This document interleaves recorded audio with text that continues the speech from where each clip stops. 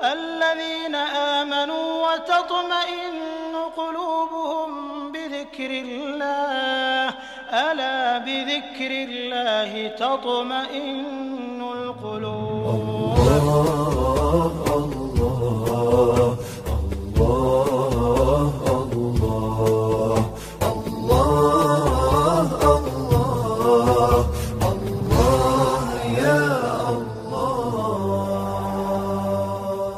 All right, Assalamu alaikum. How are you? Alhamdulillah.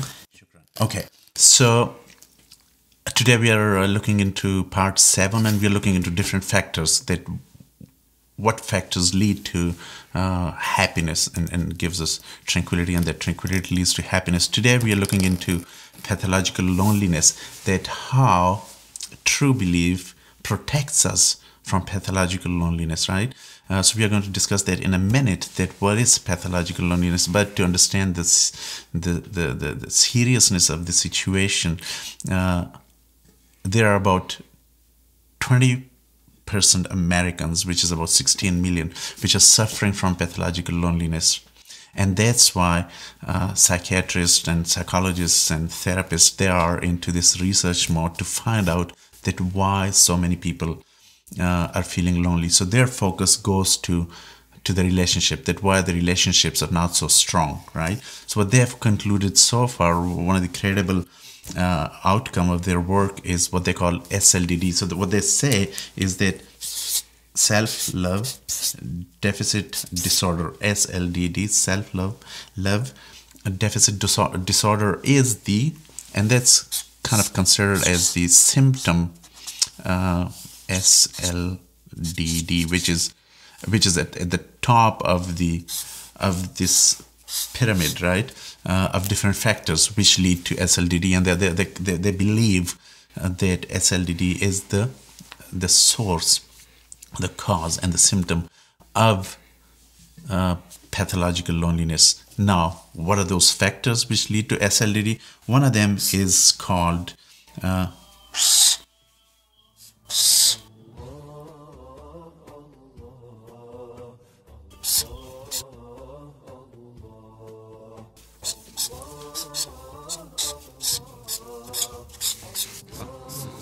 all right, so the first factor that they have identified which leads to pathological loneliness down the road in life starts in very early age among children, right? And that reason, what they call is attachment, attachment, it's called attachment trauma. And that attachment trauma, in simple words, is that as children, they don't receive unconditional love from their parents, right? That's one. And number two is when they grow up, then in relationships, they don't find unconditional love, right? And one of these, one of the indicators of that is that you can see that so many young couples these days, they don't get married, right? And the rate of out of wedlock relationships has been increasing for the past several years, and then the rate of strong and serious commitment to living together has been decreasing, right? So attachment trauma is actually what did I say? Unconditional love. So the lack of unconditional love. So children and in our personal relationships, people don't receive unconditional love. Sincerity is not there. So this attachment trauma leads to another factor which is called core shame. And core shame is that people are not satisfied with their self-image, right? People are not satisfied with their self-image, so they have a very distorted self-image. So the self-esteem is not there, and what happens is that if they don't have if they don't have self-esteem and they have a distorted self-image, that leads to them adopting various isms, right? Or adopting different identities. They're not happy, they're not contented with what they actually are, right? And what happens is that then they start looking into alternative identities or alternative isms or different values or different causes to which they would like to attach themselves to, and try to be someone else or something else rather than what they really are, right? So that's what the core shame is all about. But none of those, if you attach yourself to some false ism, or if you adopt an identity which is kind of a trend of the day, and you start following that trend and consider yourself being someone else, then that doesn't give you any peace of mind or any contentment. Down the road, you suffer the consequences. That actually leads to what is called pathological loneliness, right? Loneliness. So what happens is that pathological loneliness leads to pain. Science tells us that there's a part in the brain, and what's that part called? Dorsal anterior cingulate. Dorsal anterior cingulate. Yeah, you're right. So it's called dorsal, but usually the D, they put small d. Dorsal anterior cingulate, right? Dorsal anterior cingulate. So that part of the brain actually registers pain, right? And that pain, whether that's a physical pain or emotional pain, but it affects the brain, right? And when you feel pain, you're suffering, then that affects your behavior, and then that affects your attitude, and then affects your relationships as well, right? So the last one is what they call SLD addiction. So this is kind of self-medication, and that self-medication comes in a way that either they want to stay in those abusive relationships or imperfect relationships, or they force others to love them, right? But all these factors actually leads to that pain associated with pathological loneliness. And the reason for that is that we need to understand what is loneliness, right? So what is loneliness? What do you think loneliness is? What is loneliness? Being alone. Loneliness. Just a sec. Loneliness, according to you, is living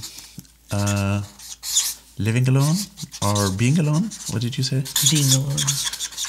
Being alone.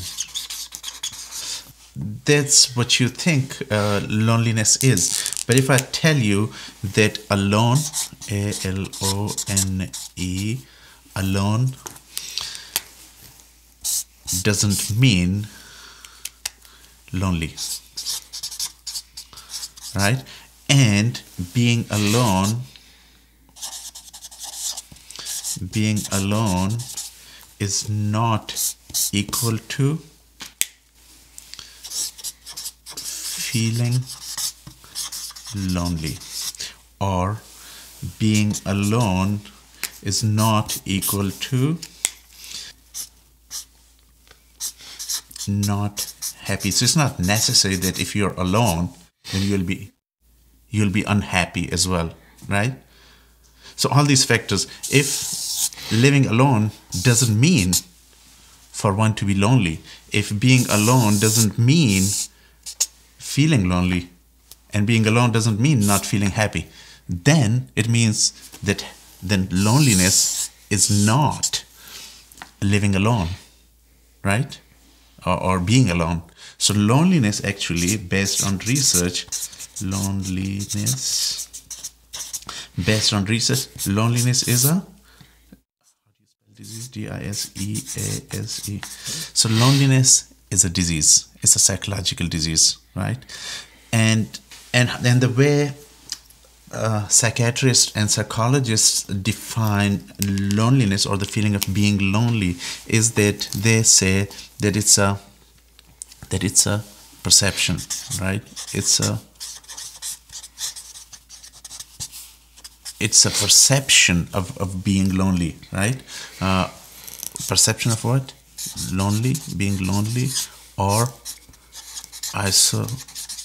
isolated, right? That's one. And number two is that it's a negative experience, right? And that experience starts in very early age. If you're living in a family where you're not receiving from your parents unconditional love, right? So that's just the beginning of it. And then you grow up, and then you live in a society where you don't trust each other, even the closest of the persons, like the person with which you would be supposed to be living your life, right? Even if you don't have trust relationship with that individual, and you have to live for 6 or 7 years to test whether you can live together or not, and you'd even have babies out of wedlock, and despite that you don't have that trust relationship established so that you make a long-term commitment, right? And then so all those factors, and then that lack of self-esteem and self-confidence, right? Which leads to adopting various identities. All those factors combined lead to that pathological loneliness. So those who might appear very busy, right, day and night, who might have thousands of followers on the social media, who might be celebrities or whatever, right? Those are not the indicators of not being pathologically lonely, right? So they would be suffering from pathological loneliness because it's a disease. So regardless of if they're among thousands of friends or hundreds or whatever, right? And they seem very established, but they are actually not. So they're suffering from that pathological loneliness and that perception of being lonely and isolated. So that means that loneliness or pathological loneliness is a negative,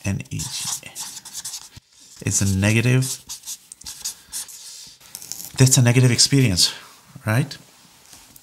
And so that negative experience becomes a self-perpetuating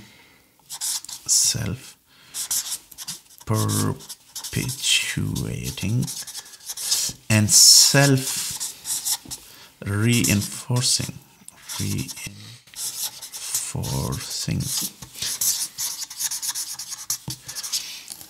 Right? So that negative experience becomes a self-perpetuating and self-reinforcing pattern of their life. So they're constantly living that mental pain, which is huge, which is affecting their emotions to a greater degree, and again, their behavior and their attitude to life. And that's how they slide into those suicidal tendencies and get engaged in extreme actions, right? That's how they slide into extremism.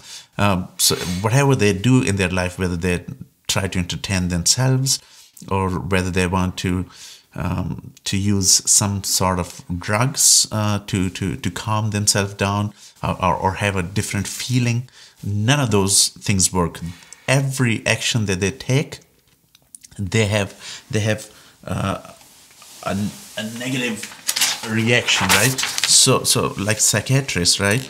They would tell them in this situation that they would tell them that all that you need existential, excuse my writing, that you need existential peace, right? You need contentment. Content, T-E-N-T-M-E-N-T.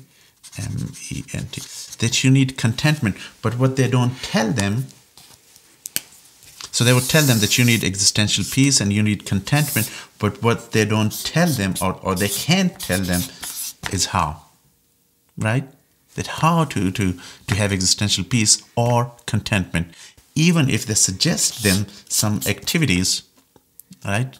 Those activities become a source of their pain as well, right? So, and that's how their negative experience become a self-perpetuating and self-reinforcing pattern for themselves. So there was an article in New York Times,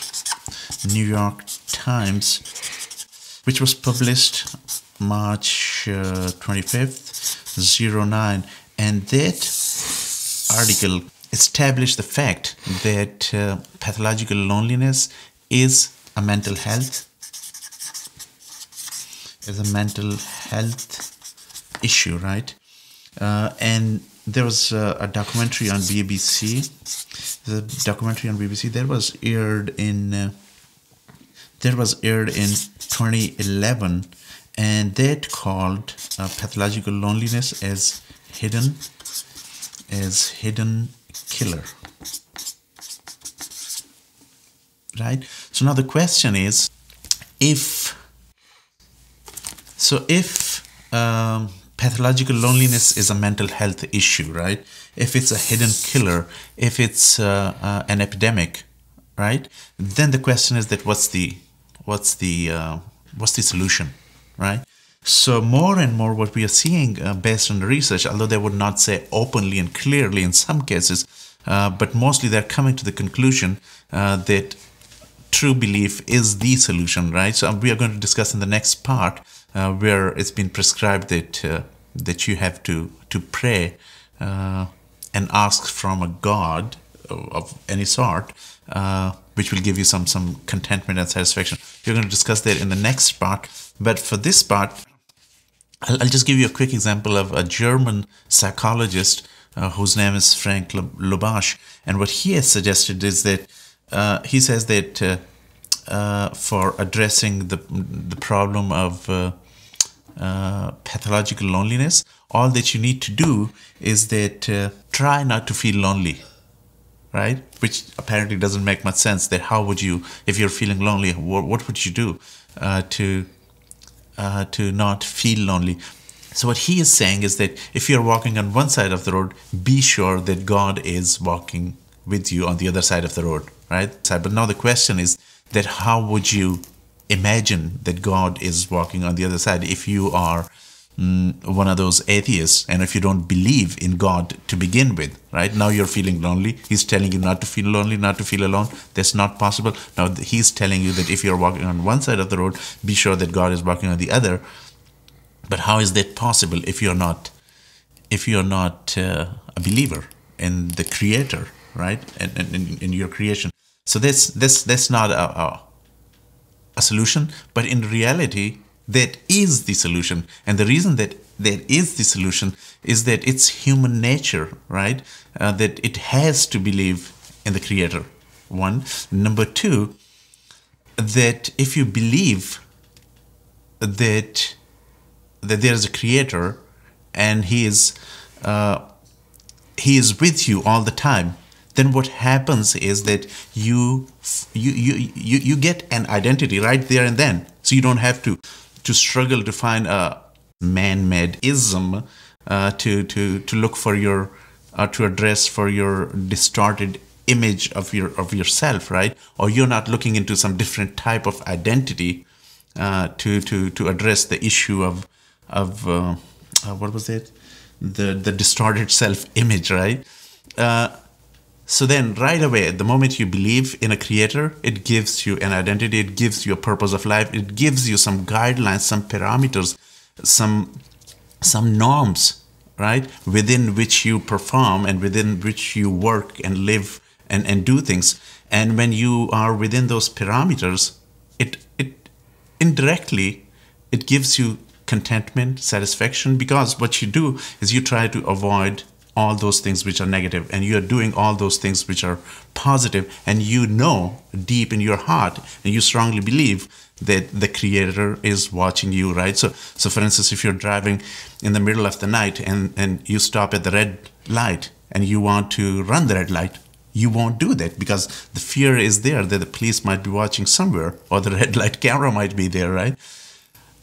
So same is the case. So if you have that true belief in the Creator, then you would follow what He has prescribed for you, the way that He has prescribed for you to live your life. And when you follow that way, ultimately you'll have peace of mind, and you'll have contentment, and you won't be feeling, you won't be suffering from pathological loneliness ever, right? So even if you're alone, you know that you're not alone, right? So in the scriptures, it's kind of a built-in mechanism and part of the belief that you have to believe that you are being watched all the time, right? And I'll just give you a few quick examples from the Quran. In chapter 2, verse 115, and Allah says that to Allah belongs the east and the west, and wherever so you turn, there is the presence of Allah. In chapter 56, verse number 4, it says that, and He is with you wheresoever you might be, and Allah sees all that you do, right? And then in chapter 26, verse 62, it says that, by no means my Lord is with me, soon will He guide me. So it's part of one of the stories. And in chapter 9, verse 40, it says that, have no fear, for Allah is with me. So that one belief actually leads to so many different factors that we don't think about, but all those factors combined gives us some satisfaction of mind and contentment of the soul. So is it clear for you? So what was the topic? SLDD. What is that? Self-love deficit disorder. And what was that about? People that don't love themselves. Yeah, and how is that related to the topic? What was our topic? Pathological loneliness. Pathological loneliness, and what is the root cause of pathological loneliness? That SLDD. Yeah, SLDD, based on the research, based on the psychiatrists and psychologists, their research, they're saying that SLDD. And what is the solution that they're mostly indirectly prescribing? Divine belief. To believe in God. To believe in God, to believe in a creator, right? And feel in His presence that He is with you. But if you're an atheist, would that help you? So what would help you actually? What's the precondition? So belief is the precondition, right? So if you're a non-believer, right, you don't believe in a creator, then whatever the psychiatrists are suggesting, that won't help you because you're not believing, right? So then belief becomes a condition. So belief becomes a precondition. So you have to believe to benefit from that thought of being with your creator all the time, right? So is this clear for you now?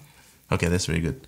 And then next time we are going to discuss that how prayers actually also lead to contentment and happiness. All right, thank you so much. Assalamu alaikum.